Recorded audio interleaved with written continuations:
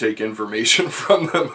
I mean, that's very typical. That's how we're trained to think, that it's an authority, so it's got to be true.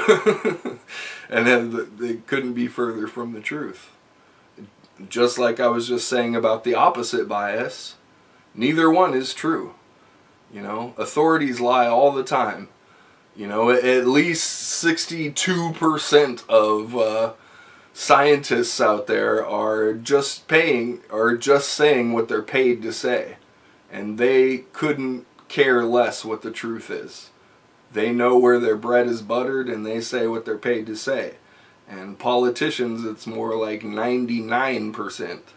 Okay, maybe 98%, but you know, clearly I haven't polled my statistical evidence here, and I'm just saying, in general, these things are true, very true, and you find it a lot. And then, you know, that's without getting into the disinformation that goes on. I've studied that a lot, and I really could say a lot about that, but because this is a short course, and because I want to just cover the basics, I'm not really going to get into disinformation and all of that. It's deep, though. You know, Rockefeller science being what it is, and the Rockefeller, I mean, they're as much scapegoats as the Rothschilds are. You know, they're just easy names to quote, and there's a lot more to it than those two families, for sure. But they're a big part of it. They're a big part of the economic world, and what gets funded and what doesn't get funded, and all of that. So, you know, and in the same token, on the political side, there's a lot of disinformation that gets spread from, you know, sources that some of you have probably heard a lot about, some maybe not. You know, like groups like the CFR, the Council on Foreign Relations, the Bilderberg Group, the Trilateral Commission, the Royal Institute of International Affairs, you know, all these kind of groups that were basically put in place to start making policy. And from those groups come all sorts of different disinformation and mind control campaigns. And there's a lot of documentation on that. That, you know, it's not just a conspiracy. And you know, that's something I do when I do my research. That's something that Trivium method is absolutely implicit for, is that you're always checking for bodies of evidence and checking yourself, you know, because like I was saying, you can totally just buy something hook, line, and sinker because it feels right, or it's convenient, or it fits in your belief system, or, you know, it just, your intuition tells you. And sometimes, you know, when your intuition tells you, it is on the money. It's important, very important, to pay attention to intuition and your instincts and your hunches in life, but you have to then go back through and you have to review those things. Anyway, I'm getting a little off my notes here, so I want to get back to them. So yeah, this second grammar process is it's extremely important for what I was saying earlier, for really being able to be your own authority and to really make the best decisions that you can in life. You really need to be analyzing and evaluating the information you come in contact with, but also what already exists within you as far as information. Everything you absorbed before you started becoming aware of the fact that all of it wasn't true. And, you know, we all have that. And, you know, even years deep into this process that I am now, You know, I still come across unexamined beliefs that I have about things. And you know, belief is a beautiful thing. It's a very powerful experience, and you know, faith moves mountains and all that, but at the same time, blind belief in something can really fetter you, really have you acting in ways that are utterly irrational, utterly illogical, and you know, without reason, without applying reason, without stopping to think, without thinking twice, without, you know, just reacting blindly based on your belief instead of really considering, really reflecting on if that's really what you want to believe, if that's really what you want to think, you know. And that gets more into interacting with not just information, you know, but with reality itself, with seeing the world as it is and really being able to interact with the world as it is. And that's what this is about.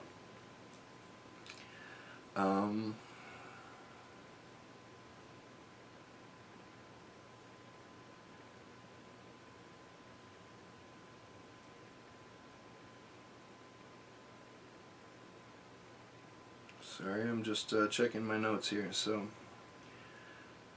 as children, few of us are taught to question not only if something is true, but why this is the case, and how valid the claim of its truth based on the evidence which can be provided for it in terms of the who, what, when, and where of grammar. So that's you know, Trivium is basically broken up into questions, and those questions are, for grammar, it's who, what, when, and where. You know, who did it, what did they do, when did they do it, where did they do it. And you know, it doesn't have to be a person, it can be an event or a process or whatever it is you're researching. And then logic is why. Why is that the case? Why did that person do that place, when they did it, how they did it, what they did, when they did it, where they did it? You know, what led up to that? What was the process that occurred in that person's life, in that event's life, in all the people that played into an event, you know, or the process that came into being which created that, you know, the causality, the casuistry. And then for the rhetoric phase, which, by the way, I'm not really going to be touching on in this short seminar. Rhetoric is the art of speaking, of active literacy, of being able to actually communicate what you know, and how you know it, and that through writing and through speaking.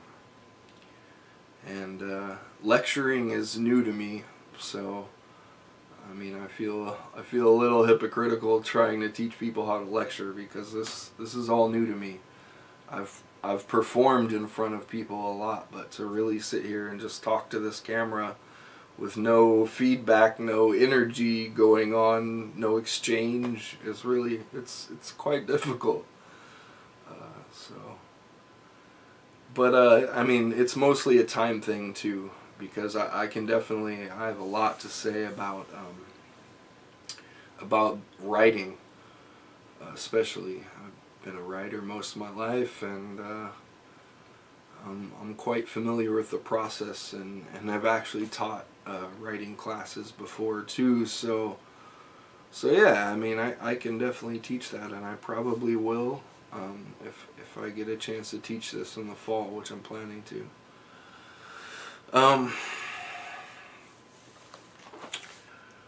So So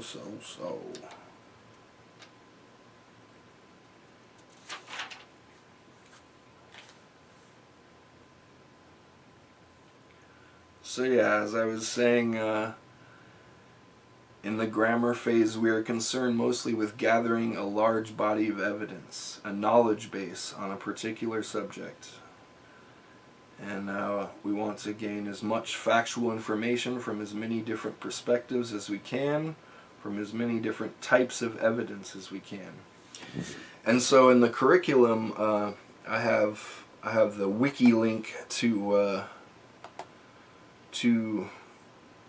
the Wikipedia page on evidence, which is cool, and you should check it out. It actually has some interesting things to say about it.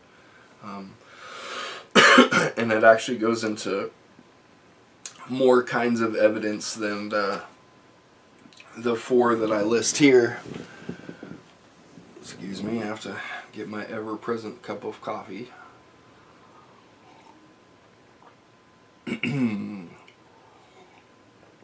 So yeah, basically there are 4 kinds of evidence, and in different disciplines, like legal, there's going to be more than that, and then there's, you know, different kinds of scientific specialization that breaks evidence down into further types. But generally speaking, and definitely from a beginner's point of view on all this, you're going to be concerned with the 4 types of evidence: statistical evidence, testimonial evidence, anecdotal evidence, and analogical evidence. And also, for anyone who is watching this who isn't in my class and doesn't have access to my curriculum, if you're interested, I have the link down below. You can contact me and I'd be happy to share my curriculum with you. And I hope you do. So, statistical evidence. We use that often. You see that all the time on the internet, 85% of blah blah blah, all kinds of stuff is used that way. And I mean, one thing I always check for when I see statistics and I actually care what it's saying, which isn't all the time, but is I look at the bottom, like especially when you see a meme that has like, blah blah blah is blah blah blah, like, that a certain quality has a certain quantity. Wherever you see that, then you should look at the bottom of the meme, and if it's legit, then it'll say, source is this, and then you can actually take that, copy it and paste it into a link and go check that source. If you care, if it's something that actually matters to you, and that you're willing to fact check and verify to see if that's legitimate or not. And I've done that and found that it's not, and I've done that and found that it is, and I've done that and found that there's a lot more to it than that. That it's cherry-picked data. That's a very common fallacy, logical fallacy, is cherry-picked data. And I'm not going to get into fallacies right now. That's logic. So I'll talk about all that later. But yeah, statistical evidence is very easy to, there's that old saying of 62% of statistics are made up right on the spot, and that's totally true. The statistics are very easy to just use and manipulate, and even if they're legitimate, they're really easy, like polls and things like that. There's all sorts of different ways to doctor polls and to make them seem like they're saying something that really wasn't even part of the poll. And so there's a lot of different ways to doctor numbers that way. People were so just ingrained that numbers are important, and they are, but I mean, it's an arbitrary system. It's an arbitrary system. Numbers are invented, you know.